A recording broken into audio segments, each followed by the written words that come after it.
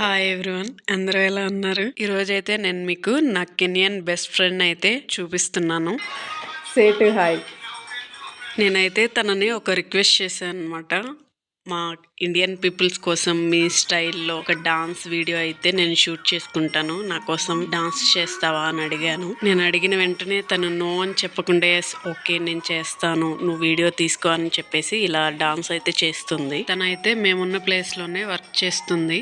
నేను ఇక్కడికి వచ్చినప్పటి నుంచి ఇప్పటి వరకు అయితే బాగా మాట్లాడుతూ ఇక్కడ ఉన్న కెనియన్ పీపుల్స్ గురించి చెప్తూ వాళ్ళు ఇక్కడ ఎలా ఉంటారు, వాళ్ళ ఫ్యామిలీ ఎలా ఉంటుంది, వాళ్ళ కల్చర్ గురించి మొత్తం చెప్తూ ఉంటుంది. నేను ఇక్కడ చూసిన కెనియన్ పీపుల్స్ లో ఈ అమ్మాయి ది బెస్ట్ అని చెప్పొచ్చు. ఎందుకు ఇలా అంటున్నా అంటే మన ఇండియాలో లానే ఇక్కడ కూడా చాలా మంది రకరకాలుగా ఉన్నారు. మిగిలిన కెన్యా పీపుల్స్ కి ఈ అమ్మాయికి చాలా డిఫరెన్స్ అయితే ఉంది బిహేవియర్ లో. తన కంపెనీకి వచ్చాక తన వర్క్ ఏదో తను చూసుకుంటది, వెళ్తది, ఎవరి గురించి పట్టించుకోదు. తను చేసే వర్క్ లో ఎవరు ఎలాంటి కంప్లైంట్స్ ఇవ్వకుండా తన వర్క్ ని అయితే పర్ఫెక్ట్ గా చేసుకుంటూ ఉంటుంది. నేనైతే తనని ఎప్పటి నుంచో అడగాలనుకుంటున్నాను, ఇలా ఒక వీడియో తీసుకుంటాను డాన్స్ చెయ్యి నా కోసం అనేసి. కానీ నాకైతే ఇప్పటికి కుదిరింది తనని అడిగి డాన్స్ వీడియో షూట్ చేసుకోవడానికి. సో తన డాన్స్ ఎలా ఉందో మీరైతే నాకు కామెంట్ చేయండి. అలాగే తన డాన్స్ నచ్చిన వాళ్ళు లైక్ చేయండి, అలాగే షేర్ చేయండి ఈ వీడియోని. ఇంతకీ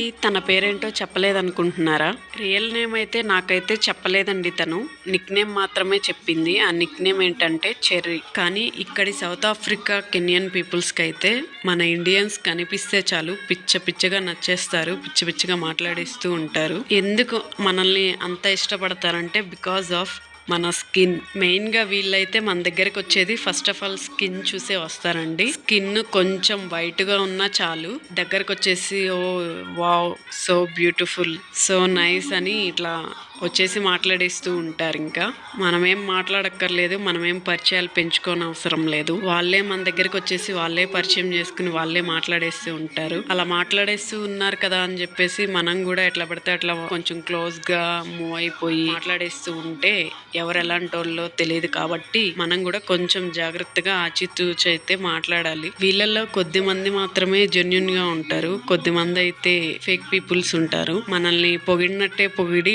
మన దగ్గర మనీ కోసం వస్తూ ఉంటారనమాట. వాళ్ళు మనతో మాట్లాడుతున్నారు కదా పాపం పోనీలా అని దయదలిచి మనీ ఇచ్చామంటే ఇంకంతే సంగతులు. మనల్ని అయితే మళ్ళీ మళ్ళీ మనీ అడుగుతూనే ఉంటారు. సో మన ఇండియన్ పీపుల్స్ ఎవరైనా కెన్యా కానీ సౌత్ ఆఫ్రికాలో ఇంకెక్కడికి వెళ్ళినా సరే చాలా చాలా జాగ్రత్తగా అయితే ఉండండి. ఈ వీడియో మీకు ఎలా అనిపించిందో కామెంట్ చేయండి. మన ఛానల్ ని ఎవరైనా కొత్తగా చూస్తున్నట్లయితే లైక్ చేయండి, షేర్ చేయండి, సబ్స్క్రైబ్ చేసుకోండి. Thank you for watching.